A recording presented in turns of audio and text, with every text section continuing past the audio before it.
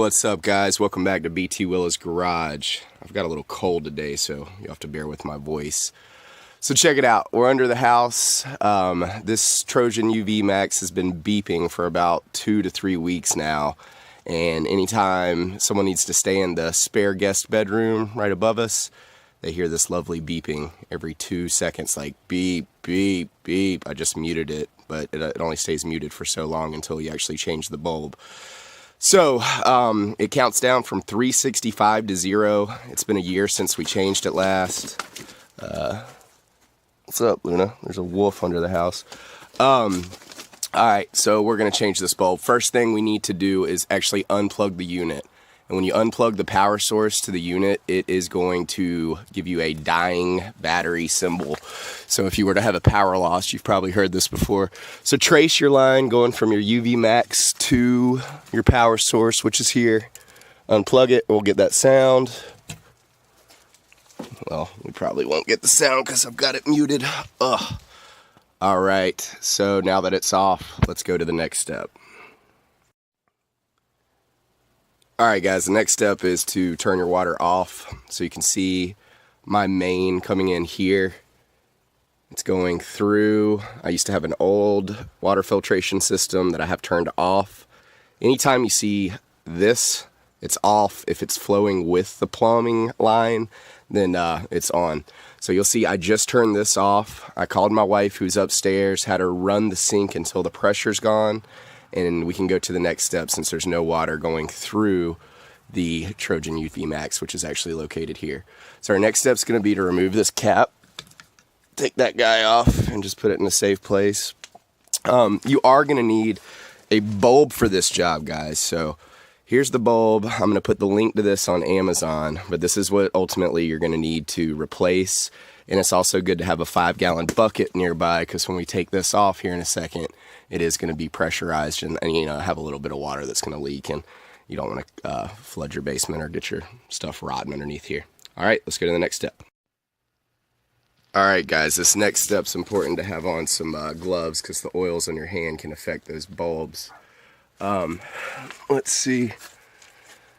We are going to want to take off this collar, so just slowly unplug it and set it to the side.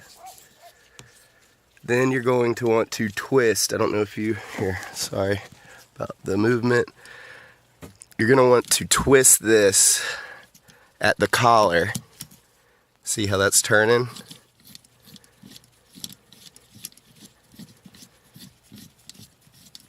And completely remove this old bulb. You might have to lift up on your plumbing, your PVC pipe that is. Sorry, I'm having to be real careful. Alright, so you'll toss that bulb. As you can see, it's looking pretty old. We're going to take our new bulb out.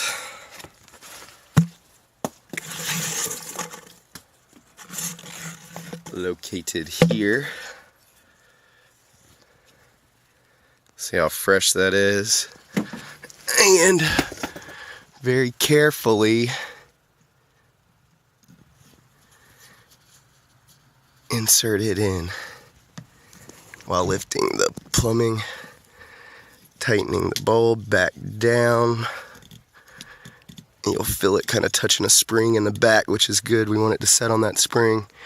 Alright, now that that's done, you're going to want to go ahead and turn back on your water supply here. And make sure you get the old bulb out of the way. And inspect for any leaks. So I don't see any leaks. So what we're going to do now is flush the system, kind of let the air out of the system. So I'm going to give my wife a call and tell her to turn the water on and make sure I don't have any leaks. Alright, so my wife says the sinks are working. There's not an air pocket anywhere. By the way, don't tell your wife to crack a sink.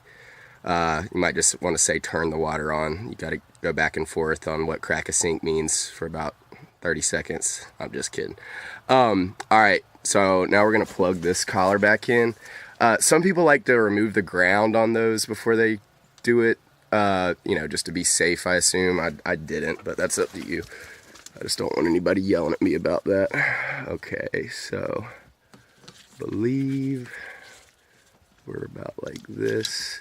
Now you do need to move the ground collar. So this little ground collar moves around to be able to match to wherever your new bulb's seated. So just be aware of that, because this ground, oh, get out of here, insulation. All right, yeah, they just need to plug in together. Just like that. And then get that collar that we took down. Guys, I really should have brought the camera stabilizer under here. I'm sick and all out of the loop today. I'm going to take our cover and get it back on to where it clicks.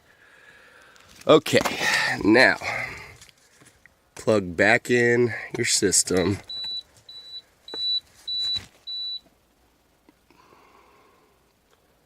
And wait. All right, guys, no leaks. It looks like it's working. For those of you that don't know, I just did mine, but after this plugs back in, hold this button here down to reset to 365. You're done. Good luck.